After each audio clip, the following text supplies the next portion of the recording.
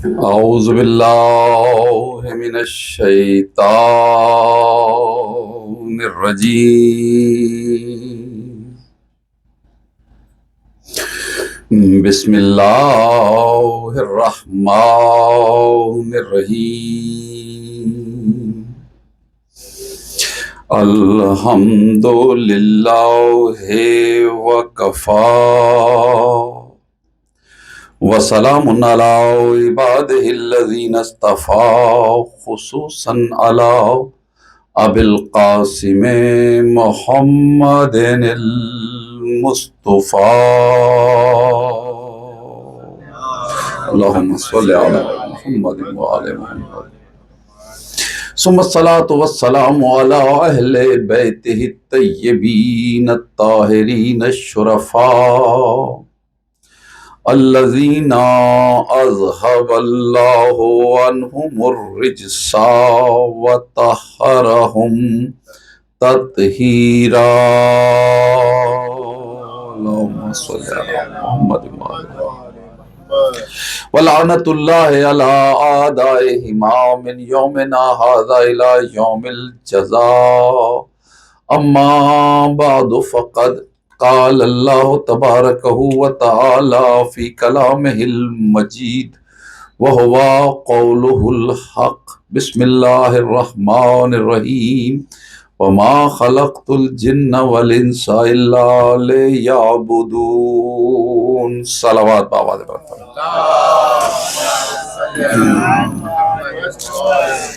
اس سے ذرا بہتر انداز میں مل کے صلوات پڑھیے گا صلی علی محمد۔ جو بھی مریض ہیں، بیمار ہیں، مولا تمام کو شفا عطا فرمائے۔ بیماروں کی شفا یابی کے لیے ایک بلند صلوات پڑھیے۔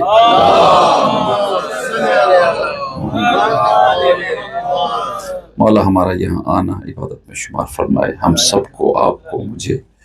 مولا اس عبادت کے صدقے میں ہمارے گناہوں کو معاف فرمائے، ہمارے اور ہمارے بزرگوں کی دنیا و آخرت میں جو بھی خواہشیں ہیں وہ پوری ہوں، اور ان کے درجات جو مرحوم ہیں بلند ہوں۔ اپنی دعاؤں کی، حاجتوں کی برابری کے لیے ایک بلند ترین صلوات اور پڑھتے جائیں۔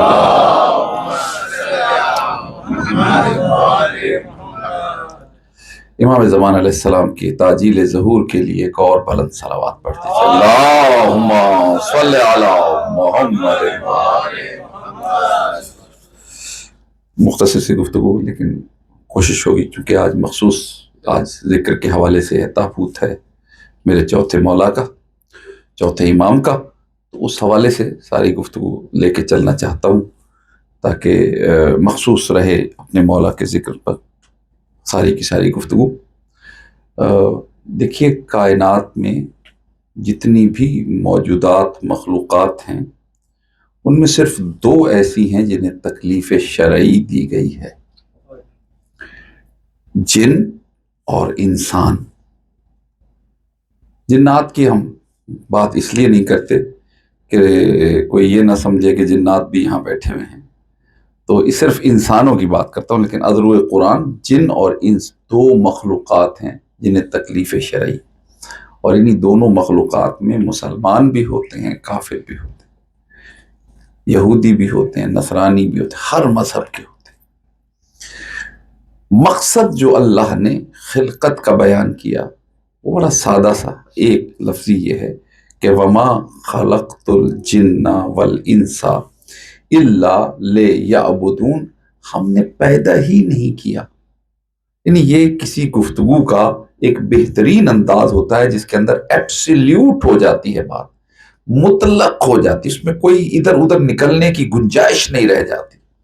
جیسے ہم کہتے ہیں نا لا الہ الا اللہ، پہلے انکار کر دیا کوئی الہ نہیں، پھر کہا الا اللہ، سوائے اللہ کے، تو گنجائش ختم ہو جاتی۔ اسی طرح یہی مزاج ہے توحید اس میں بھی بیان ہو رہا ہے، وَمَا خَلَقْتُ الْجِنَّ وَالْإِنسَ، ہم نے جن و انس کو پیدا کیا ہی نہیں، الا، اس اللہ نے بتایا کہ صرف ایک ہی وجہ ہے جو آگے بیان ہوگی، لِيَعْبُدُونَ، مقصد یہ ہے کہ یہ سب مل کے میری عبادت کریں۔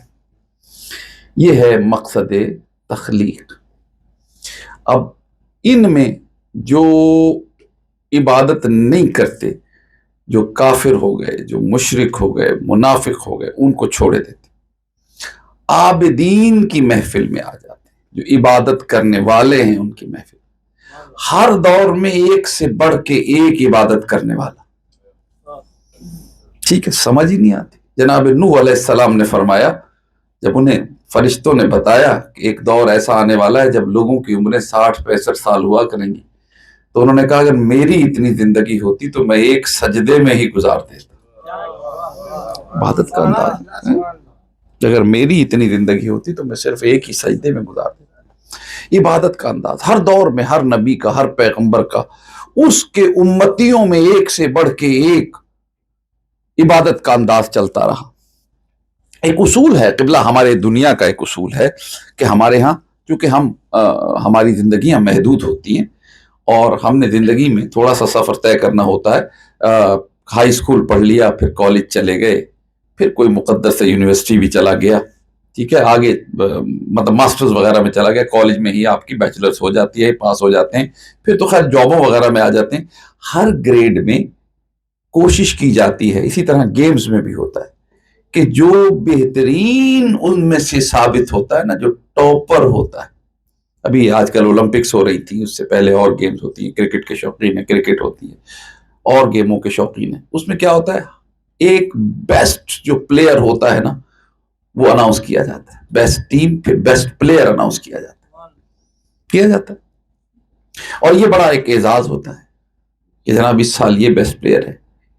کچھ چیزیں ایسی ہیں جن کے اندر یہ 4 سال بعد ہوتے ہیں، 3 سال بعد ہوتے ہیں، یونیورسٹیز کالجز میں 3 4 سال 4 سال کے بعد اناؤنس ہوتا ہے کہ کون کالج میں کس نے بیسٹ پوزیشن حاصل کی ہے۔ تشریف لائیے، صلوات پڑھیے ذرا مل کر ایک مرتبہ۔ توجہ آپ میری طرف ہے نا، آپ لوگ سن رہے ہیں نا، بس میں جلدی سے، میں کوئی زیادہ تمہید میں نہیں جانا چاہ رہا ہوں، بس جلدی سے بیٹھ رہا ہوں۔ یہ ایک طریقہ کار ہے کہ best of the best announce کیا جاتا ہے کہ جی اس وقت کا بیسٹ کون ہے، لیکن ہمارے ہاں ہم چونکہ لمیٹڈ ایک ذہن رکھتے ہیں، ہم نے اس کو ایک لمٹ رکھی ہوئی ہے، سال کے بعد، 2 سال کے بعد، 3 سال کے بعد، العظمت للہ۔ اور ایک اور طریقہ بھی ہوتا ہے، اگر گھر بیٹھ کے کہیں اندر اناؤنس کر دیا جائے تو یہ تو کوئی بات ہی نہیں ہوئی، اس کے لیے ضروری ہے کہ ایک اجتماع ہو، پبلک ہو، اس میں اس کا اظہار کیا جائے کہ بیسٹ کون ہے، دی بیسٹ کون ہے بتایا جائے، تو کچھ سننے والے بھی تو ہوں، کسی کو پتہ بھی تو چلے کہ کون ہے، نظر بھی تو آئے، دیکھنے والے بھی تو ہوں۔ العظمت للہ، اللہ نے ایک خاص موقع رکھا ہے، قبلہ شیعوں کی نہیں، اہل سنت نے اس روایت کو شیعوں سے زیادہ لکھا ہے، شیعوں کے ہاں بھی درج، اہل سنت کے ہاں بھی درج، کہ جب محشر کا میدان ہوگا، آدم اول سے لے کے آدم آخر تک وہاں سب کے سب موجود ہوں گے، ایسے میں کوئی منادی ندا کر کے کہے گا کہاں ہے عبادت کرنے والوں کی زینت، العظمت للہ، کہاں ہے زین العابدین، یعنی عبادت کرنے والے آدم کے دور میں گزرے، خود آدم بھی شامل، نوح کے دور میں گزرے، خود نوح بھی شامل، ابراہیم کے دور میں گزرے، خود ابراہیم بھی شامل، موسیٰ و عیسیٰ بھی شامل۔ حد ہو گئی، ان عبادت کرنے والوں میں وہ 14 بھی وہاں موجود، لیکن یہ اعزاز صرف اس کو ملا ہے جو میرا چوتھا امام ہے۔ العظمت للہ، صلوات ذرا مولا کی ذات پہ پڑھیے مل کر ایک مرتبہ۔ یہ حدیث جناب رسول خدا سے درج کی گئی، ابھی مولا نہیں آئے تھے ان کے دور میں، لیکن یہ حدیث جناب رسول خدا سے درج کی گئی کہ اس وقت میرے اس حسین کا بیٹا ہے جو نکل کے باہر آئے گا، اور پورے عالم خلق میں کوئی اور نہیں ہوگا، فقط وہی ایک ہوگا جسے زین العابدین کا لقب عطا کیا جائے گا اور کہہ کے بلایا جائے گا۔ یعنی ہم تو دنیا میں کیا ابھی آج سے ہی کہنے لگے نا، یہ جو کہنے لگے ہیں اس کا اعلان قیامت والے دن ہونے والا ہے۔ کیوں انتظار کر، کبھی ایسا ہوتا ہے پہلے سے پتہ چل جاتا ہے فرسٹ کلاس یہ ٹاپر یہ ہے، لیکن اناؤنس کب ہوتا ہے؟ جب اجتماع ہوتا ہے۔ اللہ انتظار کرا رہا ہے، اور انتظار بھی کیسا، قیامت کا انتظار کرا رہا ہے۔ صلوات ذرا بآواز بلند پڑھیے گا مل کر ایک مرتبہ۔ میرے اس چوتھے امام کے بارے میں یہ غلط فہمی، ایک چونکہ ہم نے بہت زیادہ مصائب میں ہی ان کا ذکر ہوتا ہے، اس لیے میرا دل چاہ رہا ہے تھوڑا سا فضائل کے حوالے سے ذکر کروں، وہ یہ پیدا ہو گئی کہ شاید یہ مولا صرف مطلب غم مناتے تھے اور اس کے علاوہ کوئی خاص کام نہیں ہوا، لیکن ایسا نہیں ہے. یاد رکھیے گا، ہم بہت سی چیزوں کو نظر انداز کر گئے ہیں، ہمارے کچھ اپنے پیرامیٹرز بن گئے ہیں، کچھ ہماری اپنی سوچ ہے، کچھ سمجھ ہے، اس کے تحت ہم چل رہے ہوتے ہیں، اور ہم نے اپنا ماحول بنا لیا ہے کہ یہ فضائل پڑھے جائیں گے، یہ مصائب پڑھے جائیں گے. مخصوص گفتگو ہے جو ہو رہی ہے، بہت سی گفتگو ہے جو ہم کرتے نہیں ہیں کسی بھی وجہ سے. لیکن ضروری ہے کہ یہ سمجھا جائے کہ امام حسین علیہ السلام کے دور میں دین اپنے بدترین کیفیت میں بنو امیہ نے پہنچا دیا. کہاں پہنچا دیا تھا؟ بدترین، دی ورسٹ کنڈیشن. کیا تھی دی ورسٹ کنڈیشن؟ کہ جو وارث دین بیٹھا ہوا تھا نا ممبر پہ، وہ شراب بھی پیتا تھا، جوا بھی کھیلتا تھا، حرام حلال کی پہچان ختم کر دی تھی اس نے. صرف یہی نہیں، وہ علل اعلان ممبر پہ بیٹھ کے کہتا تھا کوئی وحی نہیں آئی. دیکھیے میں آہستہ آہستہ پڑھ رہا ہوں تاکہ بات اچھی طرح واضح ہو جائے، کہیں کوئی سوال یہ نہ ہو کہ جوش خطابت میں کہہ کہ نہیں. میں یہ بات آرام سے اس لیے کہہ رہا ہوں کہ ذہنوں میں یہ تاریخ کے جملے ہیں، یہ اسی طرح لکھا گیا ہے، اسی طرح یزید نے یہی کچھ کیا ہے کہ اعلان کیا، ممبر پہ بیٹھ کے کہا کوئی وحی نہیں آئی، کوئی قرآن نہیں اترا. وحی نہیں آئی، قرآن نہیں اترا، اس کا مطلب رسالت بھی غلط، توحید بھی غلط، سب غلط ہو گیا. کہا یہ بنو ہاشم نے حکومت قائم کرنے کے لیے ایک معادلہ لفظ ہے ڈھونگ رچایا تھا، پریٹینڈ کیا تھا کہ یہ سب ہو رہا ہے تاکہ حکومت قائم کی جا سکے. یہ وہ، اور جب یہ کہہ رہا تھا نا، یہ کہیں بدوؤں میں بیٹھ کے نہیں کہہ رہا تھا، یہ کہیں افریقہ میں جا کے نہیں کہہ رہا تھا. یہ جس دربار میں جس تخت پہ بیٹھ کے کہتا تھا، اس طرف چاروں طرف اس کے رسول کے صحابی بیٹھے ہوئے ہوتے، صحابیوں کے بیٹے بیٹھے ہوئے ہوتے، وہ بیٹھے ہوئے ہوتے جو خود رسول کے پاس بیٹھنے والے تھے، لیکن وہ سب خاموش رہتے تھے. لوگ آج کہتے ہیں امام حسین علیہ السلام نے کیوں جنگ کی؟ اس لیے کہ دنیا کو دکھایا کہ دیکھو عالم اسلام میں اگر خود بنانے نکلو گے نا تو یزید جیسے تمہیں ملیں گے، اگر اللہ کے بنائے ہوئے ڈھونڈو گے تو ہم جیسے ملا کریں گے. صلوات در محمد و آل محمد بلند آواز سے پڑھیے.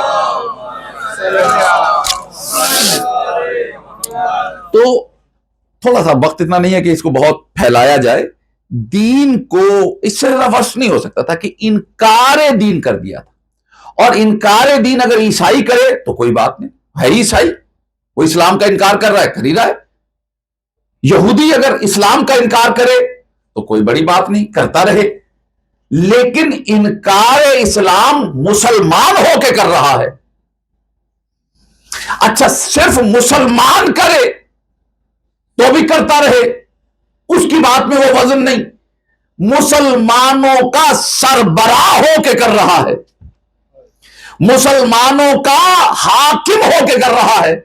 اور اگر صرف حاکم کہے اپنے کو تو بھی بات اور ہے، اپنے کو جانشین رسول کہہ رہا ہے اور وارث دین کہہ رہا ہے. یعنی ایسے ہی ہے نا جیسے رسول خدا خود جھٹلا دیں، رسول کا نائب ہو کر دعویٰ یہ کہ میں رسول کا نائب ہوں، اور جھٹلا کدھر ہے؟ خود رسول کو. اس سے زیادہ بدترین کیفیت نہیں ہو سکتی تھی. میرے عزیزو، یہ بہت اہم ہے سمجھنے کے لیے کہ ایسی صورتحال پیدا کر دی تھی کہ جو مانتے نہیں تھے، جو کہتے نہیں تھے، وہ بھی کم از کم یہ باتیں سن کے خاموش رہنے لگے تھے. دیکھیں یہ ایک کیفیت ہوتی ہے کسی چیز کو تسلیم کر لینے کا، ایک لیول ہوتا ہے کہ بس اس کے تھوڑے دنوں کے بعد، تھوڑی دیر کے بعد اب مزید تسلیم کر لیا جائے گا کہ ٹھیک ہے یہ سب.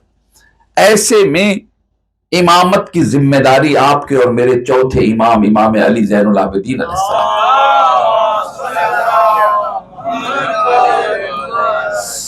لیکن کتنی مشکل صورتحال ہے نا. یزید بڑے دھڑلے سے، اب یزید کے ماننے والے کیسے ہو گئے تھے؟ بڑے دھڑلے سے. جناب امام حسین علیہ السلام کوئی ایسی شخصیت نہیں تھے جنہیں کوئی جانتا نہ ہو. کوئی یہ نہیں کہہ سکتا تھا حوالہ رسول کے بعد کہ امام حسین تھے کون، ہمیں تو پتہ ہی نہیں تھا. ایسا نہیں تھا، جانتے تھے، جان کر شہید کیا، پہچان کر شہید کیا. یعنی جو رسول کے گھوڑے کو پہچانتے ہوں اور ہمارے ساتھ یہ کہے کہ بھئی دیکھو اس گھوڑے پہ تیر نہ چلانا، اس لیے کہ رسول سواری کرتے تھے، جن کی پہچان اتنی ہو، کیا وہ امام حسین کے پہچاننے سے انکار کر سکتے؟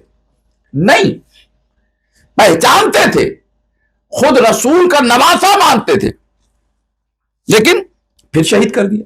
کنڈیشن ذرا اندازہ لگائیے کہ عقیدے، سوچ کہاں تک پہنچ گئی تھی. نماز پڑھتے تھے، روزہ رکھتے تھے، اسی لیے تو ہم کہتے کہ نماز اور روزے سے پہچانا نہیں جاتا ہے. خدا نہ خواستہ لوگ اس کا کوئی مطلب غلط نہ لے لے، نماز کے خلاف نہیں گفتگو کر رہا ہوں. نماز اپنی جگہ اہم ہے، روزہ اپنی جگہ اہم ہے، تلاوت قرآن اپنی جگہ اہم ہے، حج اپنی جگہ اہم ہے، لیکن ان تمام چیزوں سے پہچانا نہیں جاتا ہے. کیسے پہچانا جائے؟ ہم کیا پہچانے؟ ملائکہ نہیں پہچان سکے، انہیں کہاں ابلیس کی سمجھ آئی؟ پتہ تبھی چلتا ہے جب اللہ کے بنائے ہوئے کا انکار کرتا ہے.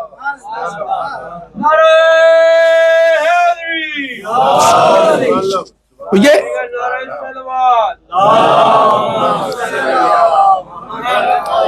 ایک ایسے دور میں، مشکل ترین دور میں، دی ورسٹ ایور اسلام کی جو کنڈیشن کر دی گئی تھی، انکار، اس کے بعد انکار نہیں. بنو عباس نے بھی بہت ظلم کی، دین کے اندر بھی بہت تباہی لائے، دین کے اندر بدعات کی انتہا کر دی، لیکن انکار وحی نہیں کیا،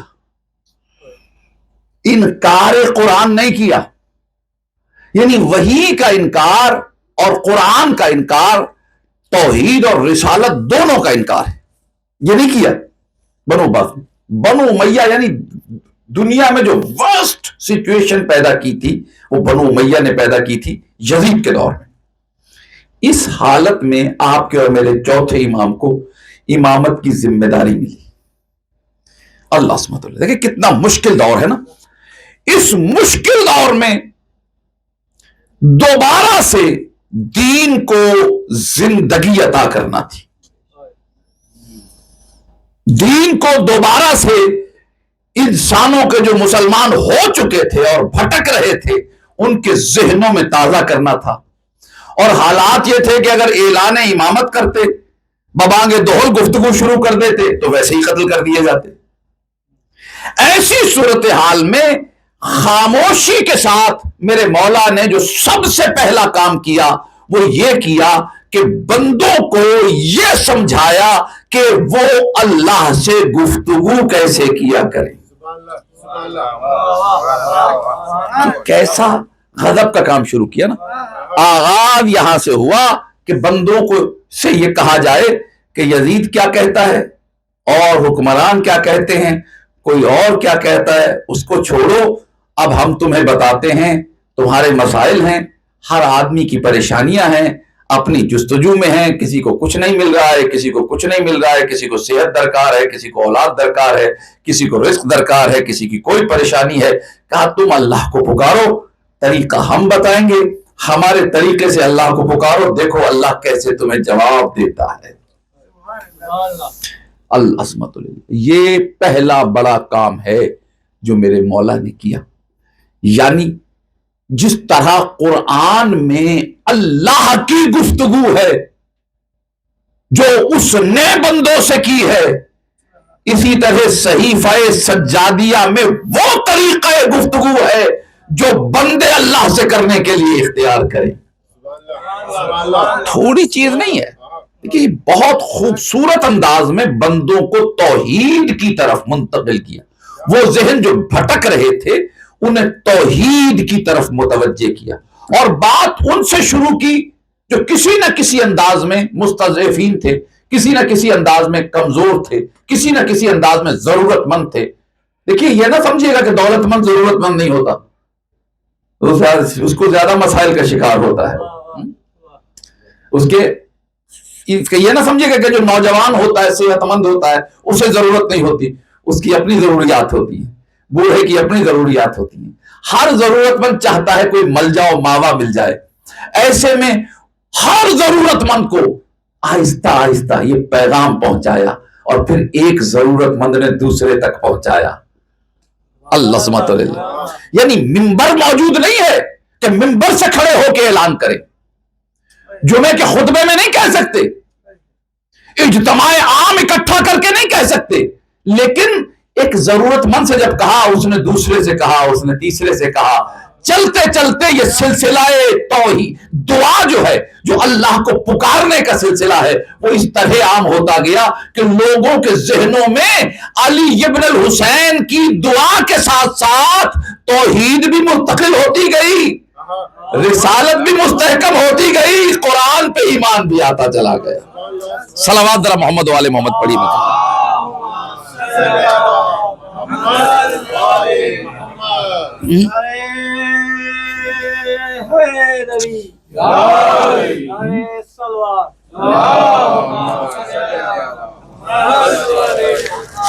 کس طرح آہستہ. اب کیا ہوا, ایسے حالات پیدا کر دیے, ایسے حالات پیدا کر دیے کہ اب لوگوں نے ابھی تک جو سن کر خاموش ہو جاتے تھے بنو امیہ کی بات, اب ان کے دلوں میں بنو امیہ کے خلاف جذبات ابھرنے لگے.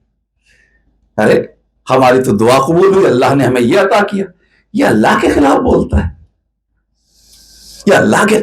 یہ ایک ایسا انقلاب پیدا ہوا جس سے خود بخود بنی امیہ کے خلاف لوگوں کے ذہنوں میں, دلوں میں نفرتیں پیدا ہونی. یہ سید سجاد کا جو انقلاب, ایک شخصیت گزری ہے پاکستان میں, زیادہ لوگ نہیں جانتے انہیں, لیکن وہ بہت قابل اور بہت لائق آدمی تھے. ان کا نام تھا ذاکر حسین فاروقی, پی ایچ ڈی تھے, ڈاکٹر ذاکر حسین فاروقی کہلاتے ہیں. انہوں نے کچھ کتابیں لکھی. انہوں نے ایک کتاب لکھی ہے فتح مبین. کبھی موقع ملے, جو اردو پڑھنے والے لوگ ہیں ضرور پڑھیے گا, پڑھنے سے تعلق رکھتی ہے. فتح مبین. اور انہوں نے یہ سمجھایا ہے, جو میں نے آپ سے باتیں کی ہیں نا, اس میں سے کچھ چیزیں میں نے وہاں سے بھی سیکھی ہوئی, کچھ میں اپنی طرف سے بیان کر رہا ہوں آپ سے, کہ اصل میں فتح مبین جو ہے نا, اس کا سہرا سید سجاد کے سر پہ, اس لیے کہ یزید کے دربار میں اذان پہ گفتگو شروع کر کے, پہلے تو جب یہ کہا نا کہ اس اذان میں تیرے جد کا نام ہے یا میرے, تو سب سے پہلے وہیں پہ یزید کا رشتہ دین سے ختم کر دیا اور دنیا کو اپنی طرف متوجہ کر لیا. اللہ سبحانہ اللہ. اس طرح فتح مبین کا اصل سہرا سید سجاد. پر مجھے گزرنا ہے آگے, وقت گزرا, لوگ سمجھتے ہیں ہم مشہور ہو گئے جعفری, فقہ جعفریہ والے, امام جعفر صادق علیہ السلام کے حوالے سے. اصل میں ہم انسانوں کا ایک مسئلہ ہے, ہم سب کا یہ مشترکہ مسئلہ ہے. ہم جب پھل کھاتے ہیں نا, تو ہمیں بس پھل ہی نظر آتا ہے, ہمیں یہ نہیں پتا ہوتا کہ اس کے پیچھے بیج کب لگا تھا, درخت کب بنا تھا.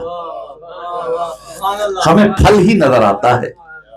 تو یاد رکھیے گا, یہ جو بیج لگایا ہے نا دوبارہ سے, توحید, رسالت, توحید, عدل, رسالت, امامت, قیامت کا, یہ اصول دین کا اور فروع دین کا اور پورے دین کا, ایک ایسے دور میں جب آیا ہوا دین یزید پوری طرح تباہ کرنے کی کوشش کر چکا تھا, اس بیج لگانے والے کا نام سید سجاد ہے. پھر جس کے دور میں یہ بیج زمین کو پھاڑ کے باہر نکلا اور پودا بنا, اس کا نام امام محمد باقر علیہ السلام ہے. اور جس کے دور میں یہ تناور درخت بن گیا اور پھل دینے لگا, اس کا نام جعفر صادق علیہ السلام ہے.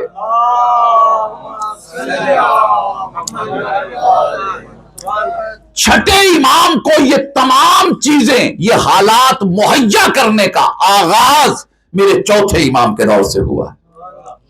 میرے چوتھے امام نے دنیا کو متوجہ کیا ہے اس طرف کہ وہ دعا کی طرف آئے, اللہ کو پکارنے کی طرف آئے اور اس ذریعے سے دین کی طرف پلٹے. دیکھیے دو الگ الگ تبلیغ ہیں. مشرک کو مسلمان کرنا اور ہے، وہ کام جناب رسول خدا نے کیا تھا، لیکن یہاں وہ جو مسلمان ہوئے تھے انہوں نے رخ بدل لیا تھا اور وہ اسلام کی طرف پیٹ کر کے جا رہے تھے. ان کو واپس پلٹانے والے کا نام علی زین العابدین علیہ السلام. صلوات محمد و آل محمد پہ پڑھیے. مولا آپ لوگوں کو سلامت رکھے. بڑے توجہ سے سن رہے ہیں، بس جلدی سے میرا دل چاہ رہا ہے کہ میں بھی مولا کے ذکر کے حوالے سے تھوڑا سا، کہ یہ اس امام نے اس طرح، لوگ سمجھتے ہیں کہ شاید اصل میں ایک بات کہا کرتا ہوں، معذرت کے ساتھ کہتا ہوں، ڈر بھی لگتا ہے مومنین ناراض نہ ہو جائیں، لیکن حالات نے نا ہمارے دلوں میں جو ہیرو بٹھایا ہے نا وہ علی نہیں ہے. وہ ہمارا ہیرو جو ہے نا وہ دشمن علی ہے.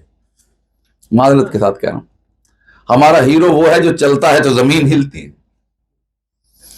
ہمارا ہیرو وہ ہے جو جس کی طرف دیکھ لے وہ ڈر کے بیٹھ جائے.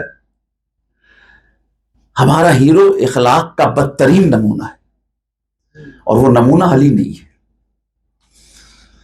علی اخلاق کا اعلیٰ ترین نمونے کا نام ہے. اس لیے ہم لوگ جلد بازی، یہ کیوں نہیں کیا، وہ کیوں نہیں کیا، یوں تلوار لے کے نکلتے، ایسے کر لیتے. یہ کیوں کہتے ہیں؟ اس لیے کہ دلوں میں جو ہیرو بیٹھ گیا نا وہ وہی بیٹھ گیا جو کبھی کسی کے گھر میں کود جاتا تھا، کبھی کھنگارتا تھا تو کسی کا حمل گر جاتا تھا بیچاری کا، جس کے حالات یہ تھے کہ وہ جنگ میں تو کسی میں ٹکا نہیں، مدینے میں کسی کو ٹکنے نہیں دیتا تھا. ہمارا ہیرو ہم نے اس طرح کا بنایا جس سے لوگ ڈریں، خوف کھائیں. لیکن یاد رکھیے گا جن کے ہم ماننے والے ہیں نا وہ ایسے نہیں ہیں کہ ان سے کوئی ڈرے، وہ ایسے ہیں کہ ان کے سامنے جو جاتا ہے وہ بے خطر ہو کے گفتگو کر لیتا. انہیں پتا ہے کہ یہ امان دینے والے ہیں، جان لینے والے نہیں ہیں، یہ سزائیں نہیں دیتے ہیں. یعنی کمال دیکھیے جناب امیر، یہ جو ایک اہم ترین پہلو ہے، اس کے بغیر ہم اپنے ائمہ کی سیرت کو سمجھ نہیں پاتے. دیکھیے جناب امیر کی سیرت اور اخلاق کو دیکھیے، بھرا ہوا ہے مسجد قباء بھری ہوئی. ایسے میں مولا کے پاس ایک شخص آیا، کوئی معجزہ دکھایا مولا نے، فیصلہ کیا. جو فیصلہ کیا تو اتنا اچھا فیصلہ تھا کہ پورا کوفے کا جو وہ بھرا ہوا دربار تھا نا وہ سب اشش کر اٹھے، سبحان اللہ سبحان اللہ کی. ایسے میں ان میں سے ایک، وہ جو کوفے، وہ مومن نہیں ہے سارے، ان میں ایک دشمن علی بھی بیٹھا ہے، خارجی، تاریخ کے الفاظ ہیں، خارجی اٹھ کے کھڑا ہوا اور کہنے لگا ما اقضا ھذا الکافر. کس کو کہہ رہا ہے؟ جناب امیر کو کہہ رہا ہے کتنا زبردست فیصلے کرتا ہے. کون؟ ھذا الکافر، یہ کافر. حاکم وقت ہیں، ظاہری خلافت کا بھی زمانہ ہے، اور جناب امیر سے سن رہے ہیں. اب ہمارا کیا دل کہتا ہے؟ اب میں کیا بتاؤں کیا دل کہتا ہے ہمارا؟ یہ ایک منٹ نہ برداشت کریں، ہم گردن اڑا دیں ایسے آدمی کی جو امیر المومنین، وقت کے حاکم کو، خلیفہ رسول کو کافر کہہ رہا ہے. لیکن جناب امیر اس کی طرف دیکھ کے کہتے ہیں تو مجھے چاہے جو کہہ لے، جب تک تیرے ہاتھ سے مومنوں کی جان و مال محفوظ ہیں میں تجھے کچھ نہیں کہوں گا. اللہ، یہ اخلاق ہے، یہ اخلاق ہے جو ہمارے معصومین کا ہے. لیکن ہمارا ہیرو کچھ اور ہوتا ہے، اس لیے ہم چاہتے ہیں ہم اس معیار پہ پرکھ کے، یہ غلط فہمیاں پیدا ہوئی اور کر دی گئی کہ امام شاید 35 سال صرف روتے ہی رہے. روئے ہیں، اس میں کوئی شک نہیں، مسلسل روئے ہیں، لیکن اس دوران کار امامت ایک لمحے کے لیے بھی رکنے نہیں دیا ہے امام نے. صلوات ذرا آواز بلند پڑھ لیں مل کر، ایک لمحے کے لیے بھی رکنے نہیں دیا. یعنی ہر لمحے، ہر وقت ہدایت کا کام جاری ہے، اور اسی طرح جاری ہے جیسے کسی اور امام کے زمانے میں جاری ہے. ہر امام اپنی جگہ ایک ہی نور ہے. اگر چوتھے امام کی جگہ پانچویں ہوتے تو وہ یہی کرتے، تیسرے ہوتے تو وہ یہی کرتے، اس دور کی جو ضرورت ہے اس کے مطابق پیش کر رہے ہیں اپنے آپ کو۔ اور یہ بھی یاد رکھیے گا کہ یہ امام وہ ہستی ہے کہ جس کے بعد سلسلہ نور جو ہے وہ اکٹھا ہو گیا ہے، اسی امام کے ساتھ یہ بھی ہوا ہے۔ ان نور کے دو حصے ہو گئے تھے نا، ایک امام حسن کی طرف چلا گیا، ایک امام حسین کی طرف چلا گیا۔ اسی امام کے توسط سے یہی وجہ بنا کہ وہ نور پھر اکٹھا ہوا، یعنی اللہ کی مشیت سے اسی امام کی شادی امام حسن کی بیٹی سے ہوئی جن کا نام فاطمہ بنت حسن ہے، اور اللہ نے اس مرج البحرین کے نتیجے میں جو موتی عطا کیا اس کا نام محمد باقر علیہ السلام ہے۔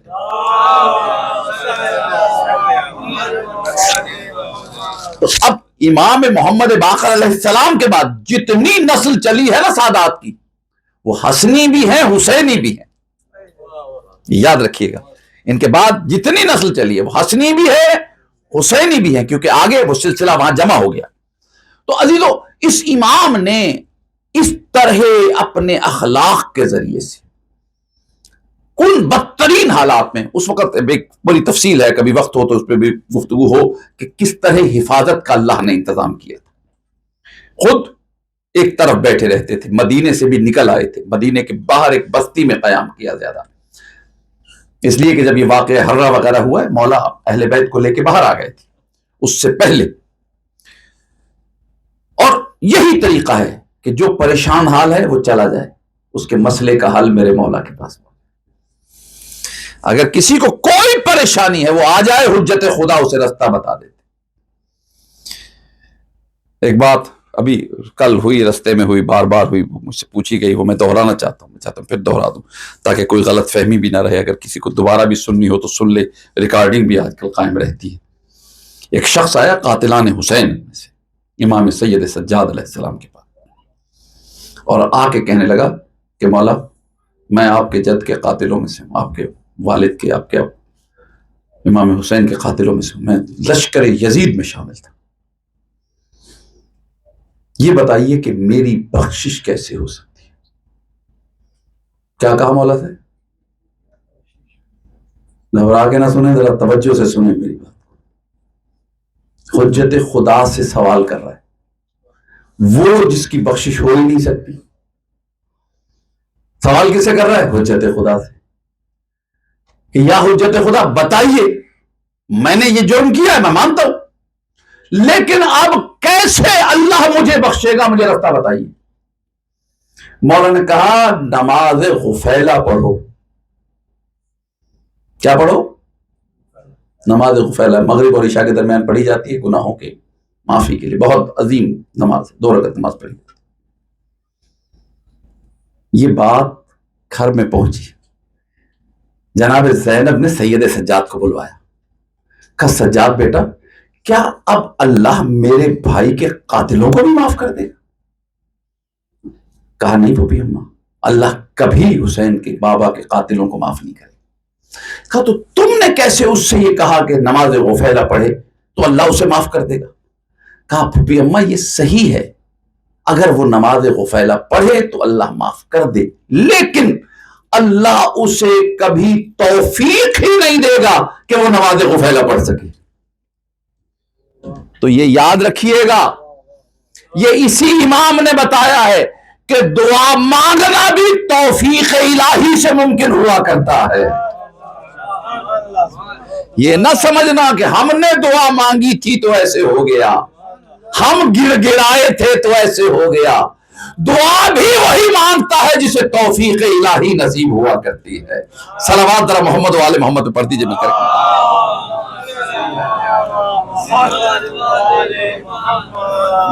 دعا بھی وہی مانگے گا، اس لیے جب دعا مانگے، اسی لیے نماز سب سے بڑی دعا ہے، نماز پڑھتے ہیں اس کے بعد سجدہ شکر ہے۔ کیوں ہے شکر؟ اس بات کا کہ پالنے والے تو نے توفیق دی کہ میں نے پڑھ لی۔ دعا مانگو پروردگار تو نے توفیق دی کہ میں نے تجھے پکار لیا۔ یہ اسی امام نے بتایا۔ العصمت للہ، ایک پکارنے کا یہ معمولی شے نہیں ہے۔ کسی دکھی دل کو سہارا دے دینا یہ معمولی چیز نہیں ہے، کسی کے درد کی دوا اسے دے دینا یہ معمولی شے نہیں، اور پھر جسے امام تعلیم کر دیں کہ تو یہ دعا پڑھ، کیسے ہو سکتا ہے وہ دعا پڑھے اور اسے وہ چیز عطا نہ ہو؟ یعنی اب عطاؤں کی بھی بارش ہو رہی، اس لیے کہ براہ راست امام تعلیم فرما رہے ہیں، امام تعلیم فرماتے ہیں اور لوگ دعا مانگتے ہیں، دعائیں قبول ہو رہی۔ سلسلہ چاہنے والوں کا اسی امام کے دور میں اتنا بڑھ گیا تھا، اس قدر وسیع ہو گیا تھا کہ یہ جو آج آپ کی ریاستیں ہیں نا، رشین اسٹیٹس، جن کے بارے میں آپ جانتے ہیں کہ وہاں اسلام پھیلا ہوا ہے، ابھی تک لوگ ڈھونڈ رہے ہیں کہ اسلام پہنچا کیسے وہاں پہ، یہ اسلام میرے مولا سید سجاد کے زمانے میں وہاں پر پہنچا ہے، کہ یہ اس زمانے میں بھی اتنے کوئی بہت ترقی یافتہ علاقے نہیں تھے، لوگ کاروبار کرتے تھے اور یہاں آتے تھے، یہاں سے بہت سی چیزیں ایسی تھیں جو ان علاقوں سے افریقہ تک سے وہاں پہ پہنچتی تھیں اور وہاں سے یہ لے کے جاتے تھے۔ صلوات پڑھ کے ذرا ایک قدم آگے آ جائیے ذرا، تاکہ تابوت آئے گا تو رستہ رہے گا، صلوات بآواز بلند پڑھنے مل کر۔ تو میرے مولا کے چاہنے والوں کو، اب دیکھیے کہ چھٹے امام کی شاگردی میں جو لوگ آئے ہیں نا، ان میں سے زیادہ تر وہ ہیں جو میرے مولا سید سجاد سے استفادہ لے چکے ہیں، وہ اور ان کی نسلیں ہیں جو چلی آ رہی ہیں۔ جو دور دور سے شاگرد آئے تھے نا چھٹے امام کے، یہ جناب سید سجاد کے جو چاہنے والے تھے، ان کی نسلوں نے یہاں پر سفر کیا، دور دور سے لوگ پہلے اسلام لائے، پھر اسلام کے بعد انہوں نے یہ طریقہ اختیار کیا کہ وہ یہاں سے جاتے نہیں تھے، صرف کعبے کے طواف کو کافی نہیں سمجھتے تھے، مدینے آ کے میرے مولا کی زیارت ضرور کیا کرتے تھے۔ ایسا ہی ایک شخص ہے جو بلخ سے آتا ہے، بلخ دیکھیے کہاں ہے، سمرقند، بخارا، ان علاقوں میں بہت دور، وہاں سے آتا ہے مولا کی زیارت کے لیے۔ ایک دفعہ جو زیارت کے لیے امام کی آیا تو چلنے لگا، تو اس کی بیوی نے کہا کہ جن کی زیارت کو جاتے ہو ہمیشہ تحفے تحائف لے کے جاتے ہو، کبھی انہوں نے بھی کچھ دیا ہے تمہیں؟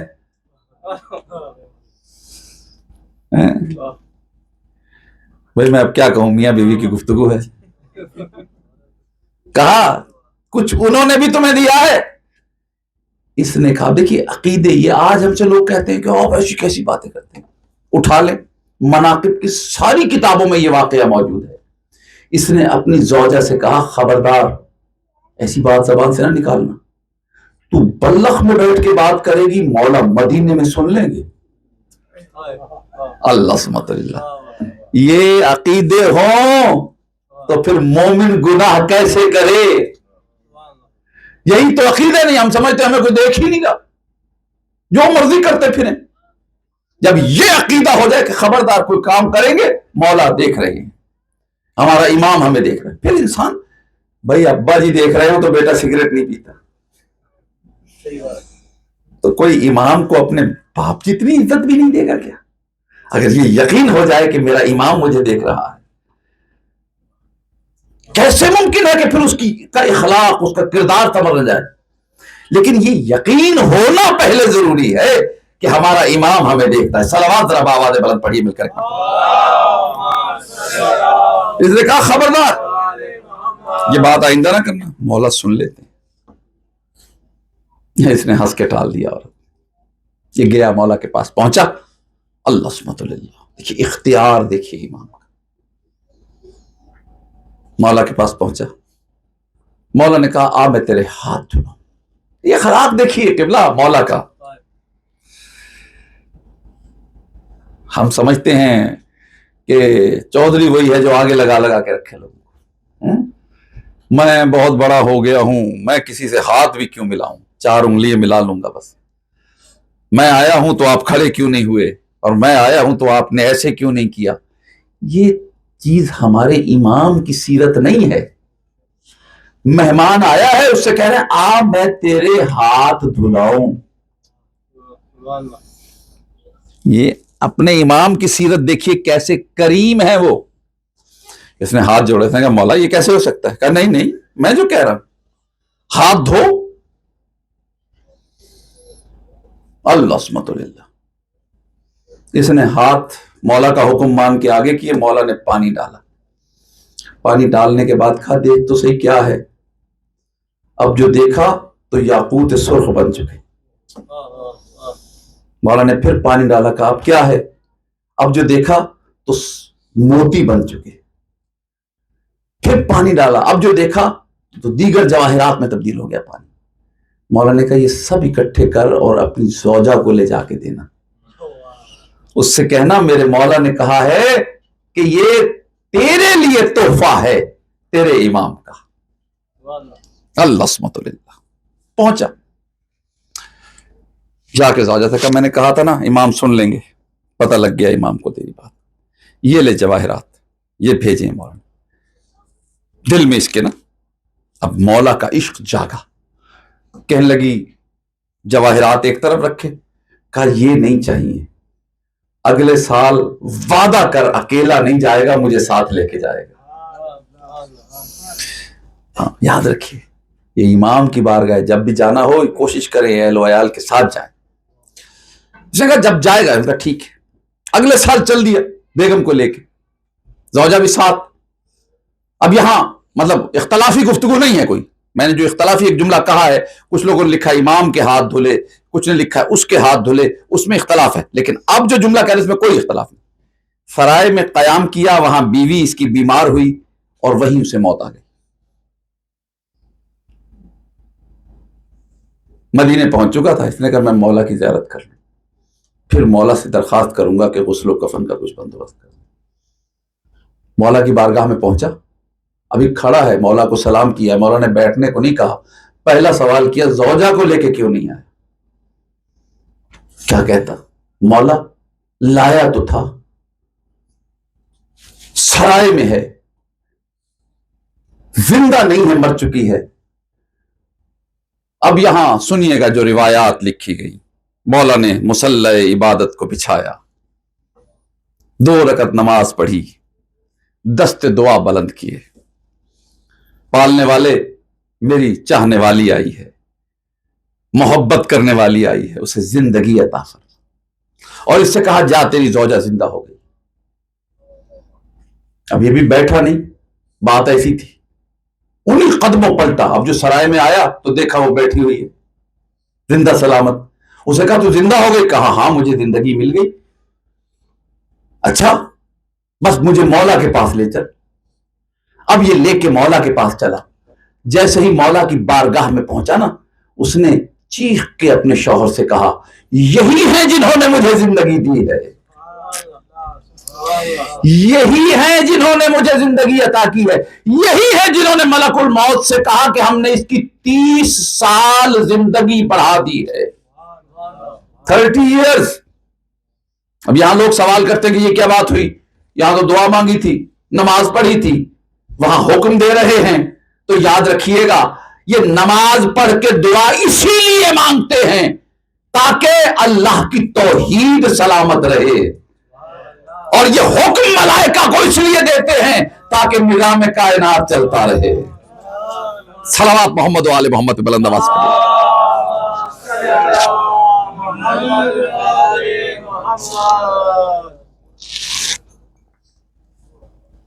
ایک مرتبہ اور زحمت فرمائیے.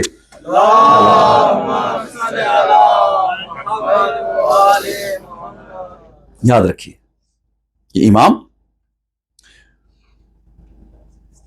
صلوات ایک مرتبہ نہیں، بس ٹھیک ہے اور نہیں چاہیے، بس میں مسائب تک پہنچ رہا ہوں.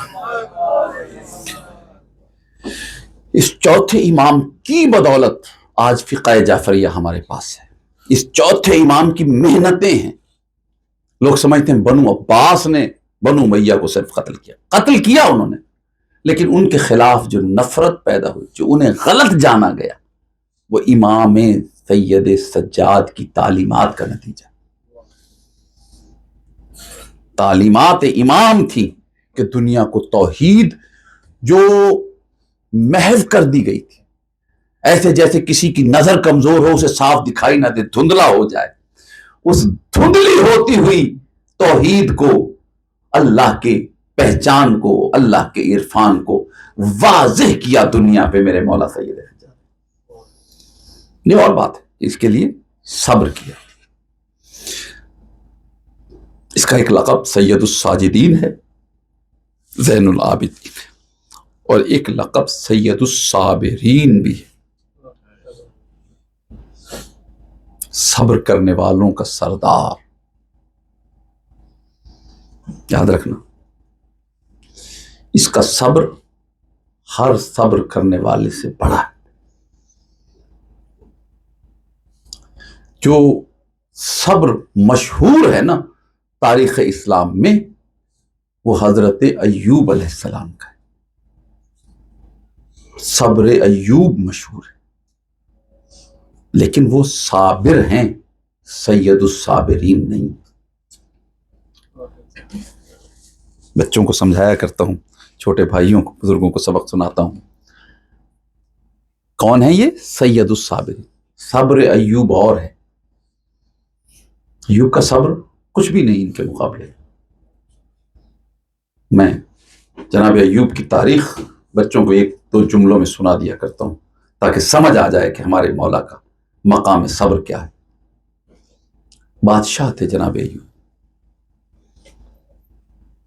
ہزاروں سینکڑوں گاؤں، زمینیں. اس زمانے کی ایک بہت بڑی اسٹرینتھ ہوتی تھی، پاور ہوتی تھی. جانور، اونٹ، بکریاں، بھیڑیں. فیکٹریاں نہیں ہوتی تھی، یہی چیزیں ہوتی تھی اس زمانے. غلام، نوکر چاکر، ہر وقت شکر خدا کرتے رہتے. روایت جیسے کتابوں میں لکھا گیا، میں ویسے پڑھوں گا، بحث نہیں کروں گا اس پہ. ابلیس نے کہا کہ یہ کیا صبر ہے، اللہ نے دیا ہی اتنا ہوا ہے. ملائکہ نے کہا اللہ، ابلیس کہتا ہے کہ یہ جو تم نے اس قدر عطا کیا ہوا ہے، اس کے بعد تو بندہ شکر ہی کرے گا، اور کرے گا کیا؟ اللہ نے کہا نہیں، یہ میرا صابر بندہ ہے، شاکر بندہ ہے. کہا نہیں، یہ صبر نہیں کرے گا، یہ تیرے خلاف بولے گا، کھلا کرے گا، شکوہ کرے گا. اچھا، پالنے والے اس سے کچھ لے کے دیکھ. اللہ کا حکم ہوا. آج آپ نے دیکھا کورونا کی وجہ سے کس قدر ایک دم تباہی آئی تھی، وبائیں آتی. ایک ایسی وبا آئی کہ سارے جانور مر گئے، اونٹ، بکریاں سب مر گئے. مین جو کیش فلو تھا نا، وہ اس سے چلتا تھا. جب وہ مر گئے، حالات خراب ہوئے. سجدے میں سر رکھ کے کہا شکر ہے تیرا پروردگار. جانور مر گئے، باغات موجود ہیں، پھل موجود ہیں، یہ میرے نوکر چاکر موجود ہیں، تیرا شکر ہے. تو نہیں دیے تھے، تو نے لیے. ایسی بیماری پڑی، سارے باغات جل گئے، جو تھوڑا بہت کیش فلو تھا وہ بھی ختم. نوکر چاکر بھاگنے لگے. پھر شکر خدا، صبر میں کوئی کمی نہیں، نقصان پہ گھبراہٹ نہیں، شکر کر رہے ہیں. ملائکہ نے کہا پالنے والے سب کچھ ہے، صحت مند ہے نا، اس لیے شکر کر رہے ہیں. صحت نہیں ہوگی نا تو پھر شکر نہیں کر سکے گا. اللہ نے بیماری دی، ایسی بیماری جس بیماری سے وہ پہلے نہیں تھی، نئی بیماری ہوئی. اس کے جسم سے گوشت، آج اسے کوڑ کہتے ہیں، عام طور پہ لکھ دیا جاتا ہے، لیکن بہرحال وہ ایک یونیک بیماری تھی. اس وقت جسم کے ٹکڑے ہو کے گرتے تھے، کیڑے جسم میں پڑ جاتے. ایسی بیماری سے لوگ گھبرانے لگے، اپنے چھوڑنے لگے. انہوں نے کہا یہ ہمیں نہ لگ جائے. پتہ کرونا جب کوئی بیماری ہو، اس کا علاج نہ ملے تو لوگ سمجھتے ہیں ہمیں نہ ہو جائے. لوگ بھاگنے لگے، حتیٰ کہ سب چھوڑ کے چلے گئے. 4 بیویاں تھیں، 4 میں سے 3 چھوڑ کے چلی گئی. ایک زوجہ رہ گئی، اس کا نام ہے روہیمہ خاتون، بی بی روہیمہ. یہ نسل پیغمبر میں سے، جناب یوسف علیہ السلام کی نسل سے. چونکہ خاندان اچھا ہو نا تو برے وقت میں ساتھ نہیں چھوڑتا، یاد رکھیے. انہوں نے نہیں ساتھ چھوڑا. لوگوں نے کہا انہیں یہاں سے لے جاؤ ورنہ ہم مار دیں گے تمہیں بھی، کیونکہ ان کی وجہ سے ہم بیمار ہو جائیں گے. کسی نہ کسی طرح لے کے جنگل میں آ گئی. جنگل میں کہیں قیام کیا، خود محنت مزدوری کرتی، لکڑیاں چنتی، بیچتی، کھانا لے لاتی، اپنے ہاتھ سے ایوب علیہ السلام کو کھلاتی. ایسے حالت میں جب ہاتھ پاؤں کام نہیں کرتے، ہل جل نہیں سکتے، اس وقت بھی اللہ کا شکر ادا کرتے. ایوب علیہ السلام، پالنے والے تیرا شکر. صحت نہیں ہے تو کیا ہوا، تو نہیں دی تھی. جس حال میں رکھے الحمدللہ علی کل حال، شکر جاری. ایک دن یہ القطرہ ایک کتاب ہے مناقب کی، اس سے پڑھ رہا ہوں. ایک دن کہیں گئی بی بی رحیمہ، لوگوں کو پتا چل جاتا تھا، کاروبار بند کر دیتے تھے. کسی کے گھر گئی، انہوں نے کہا کہ اگر تم یہ ثابت کر دو کہ تم نسل انبیاء سے ہو تو ہم تمہیں بہترین کھانا دیں گے. لیکن لوگ کام نہیں کر رہے تھے. پہلے بتایا کرتی تھی میں رحیمہ زوجہ ایوب، پھر بتانا چھوڑ دیا، کیونکہ جب بتاتے تھے تو لوگ کہتے تھے نہیں نہیں تم بیماری لے کے آئی ہو. اب کہنا شروع کر دیا کہ میں رحیمہ ہوں نسل یوسف سے. ان کا اچھا اگر یوسف کی نسل سے ہو نا تو جو نسل یوسف ہے نا ان کے بال سنہری ہوتے، تم ہمیں اپنے بال دکھاؤ، اگر بال واقعی سنہری ہوئے تو ہم تمہیں بہت بہترین کھانا دیں. انہوں نے کہا دیکھو میں مردوں کو نہیں دکھاؤں. انہوں نے کہا اچھا عورتوں کو دکھا دو. عورتوں میں جا کے بال، انہوں نے کہا ہم ایسے نہیں، ہم تو ثبوت کے طور پہ کچھ بال کاٹیں گے تاکہ اگر ہمارے مرد ہم سے پوچھیں تو ہم انہیں بتا سکیں کہ ہمارے پاس ثبوت ہے. انہوں نے چند بال کاٹ لیے. رحیمہ کھانا لے کے پہنچی. ایوب علیہ السلام نے دیکھا، کہا یہ اتنا اچھا کھانا کہاں سے لائی ہو؟ رحیمہ نے کہا آج عجیب واقعہ ہوا. مجھ سے کوئی کاروبار نہیں کرتا، میں لکڑیاں بیچتی ہوں، کوئی لکڑیاں لیتا نہیں. آج کسی نے مجھ سے کہا کہ تم پہلے تعارف کراؤ. میں نے بتایا کہ میں یوسف کی نسل سے ہوں. انہوں نے کہا اگر نسل یوسف سے ہو تو بال سنہری ہوں گے، ہمیں دکھاؤ. میں نے کہا میں مردوں کو نہیں دکھاؤں گی. انہوں نے کہا اچھا عورتوں کو دکھاؤ. عورتوں نے کہا ہم بال کاٹیں گے تاکہ اگر مرد ہم سے کہیں تو ہم ثبوت کے طور پہ دکھا سکیں. اس وقت ایوب علیہ السلام نے کہا پھر؟ کہا میں نے چند بال کٹوا دیے، مجبوری بہت تھی ورنہ تمہیں کچھ کھانے کو نہ ملتا. اس وقت ایوب علیہ السلام نے کہا پالنے والے بس اب میری غیرت برداشت نہیں کرتی. میری زوجہ کے بال نامحرم دیکھیں گی، میری غیرت برداشت نہیں کرتی. یہ ہے غیرت انبیاء، ایک عام سے نبی کی غیرت. یہ ہے ایک عام سے صابر کی غیرت. سجاد کو سید الصابرین اس لیے کہتے ہیں کہ شرابیوں کے دربار میں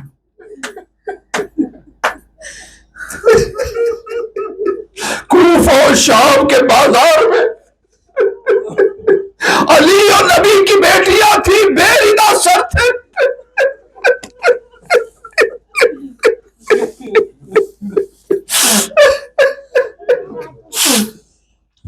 لوگ سمجھتے سجاد کو کوئی بیماری تھی.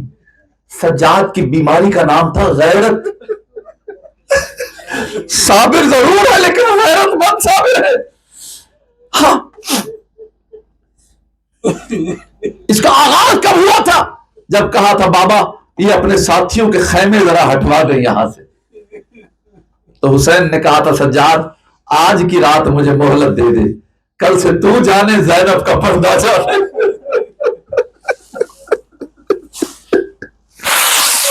اجرکم اللہ. خود جناب سید سجاد نے یہ بات سمجھائیے دربار ابن زیاد میں، دربار ابن زیاد میں یہ بات سمجھائیے۔ جب ابن زیاد کے دربار میں یہ قافلہ پہنچا نا، تو سید سجاد کی گردن میں بدری توق، ہاتھوں میں ہتھکڑیاں، پیروں میں بیڑیاں، زنجیروں میں جکڑا ہوا، اس طرح کھڑے جیسے رکوع میں نمازی کھڑا ہوتا۔ بیویوں کو ایک قطار میں رسیوں میں کھڑا کیے ہوئے، جناب فضا کی پشت کو پردہ بنا کے جناب زینب کھڑی ہوئی۔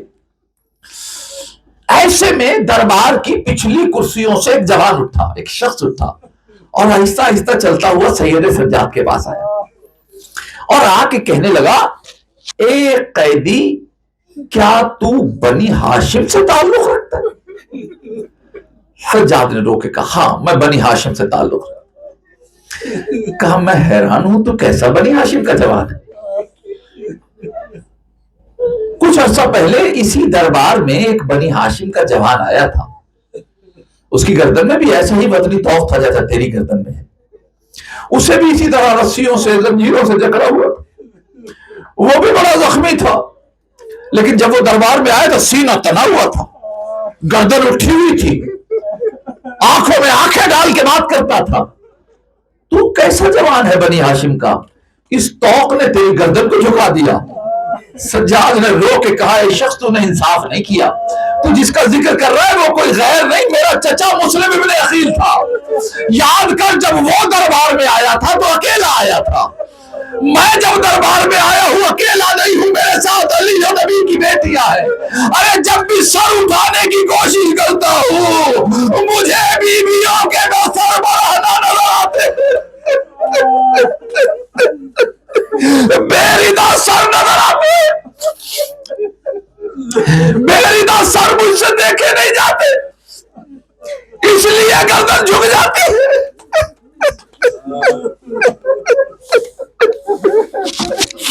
جزاکم ربکم۔ ہاں یہ 2 منٹ پڑھ لینے دے، مجھے 2 جملے پڑھ لینے دے بس، مجھے تعبد کی مجلس ہے مولا کی، آج ذکر نہیں کروں گا تفصیل سے تو کب کروں گا، اگر غیرت پہ بات آئی ہے مولا کی تو ایک جملہ اور سن لیں۔ قید میں شام میں اتنی تھوڑی جگہ تھی کہ مولا اپنا رخ قید خانے کے باہر کی طرف کر کے بیٹھ جاتے تھے، لوگ سامنے سے گزرتے تھے اور ہنستے ہوئے چلے جاتے تھے۔ ایک دن ایک ضعیفہ آئی اور آ کے قید خانے کے دروازے پہ ٹھہر گئی اور سلام کیا، السلام علیکم ایھا الاسیر، او قیدی میرا سلام۔ مولا نے جواب سلام دیا اور کہا ضعیفہ برا نہ منائے تو ایک دفعہ پھر سلام کر لے۔ اس نے پھر سلام کیا، مولا نے جواب سلام دے کے کہا اگر محسوس نہ کرے ایک دفعہ پھر سلام کر لے۔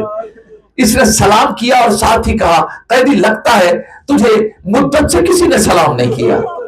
میرے مولا نے رو کے کہا ہمیں اللہ بھی سلام کرتا ہے، اللہ کے ملائکہ بھی کرتے ہیں، لیکن جب سے میرا بابا کربلا میں مارا گیا ہے مسلمان ہمیں سلام نہیں کرتے۔ بتا ضعیفہ کیسے آئی؟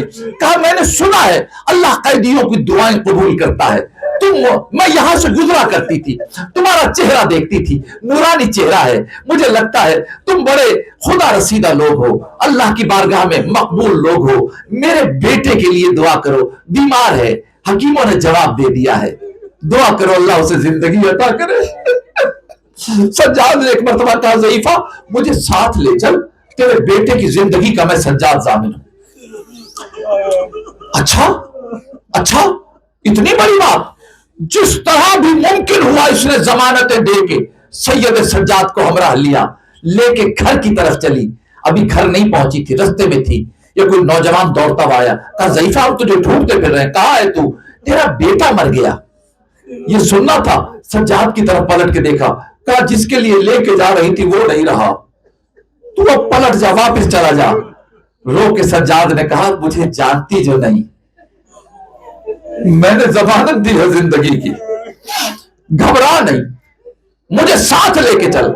کچھ نہیں بولی، جلدی سے گھر کی طرف چلی، سید سجاد ہمراہ چلے، اس کے گھر پہنچے، ٹھوکر مار کے اس کے بیٹے کو زندہ کیا۔ بیٹا زندہ ہوا، بیٹے سے نہیں لپٹی، مولا کے قدموں کو پکڑ لیا، کہنے لگی آپ ایسے معجز نما ہیں، مردوں کو زندہ کرتے ہیں، تو اپنے 72 کربلا والے کیوں نہیں زندہ کر لیے؟ کہا اے ضعیفہ تجھے پتا نہیں ہے میرے کربلا والے سارے زندہ ہیں۔ کہا تو پھر یہ خون کے آنسو کس لیے روتے ہیں آپ؟ کہا خون کے آنسو اس لیے روتا ہوں کہ تم لوگوں کو پتا کیا ہے زینب کتنی بڑی پردے دار تھی، ارے میری پھپھیاں تھی، مائیں تھی، شرابیوں کے دربار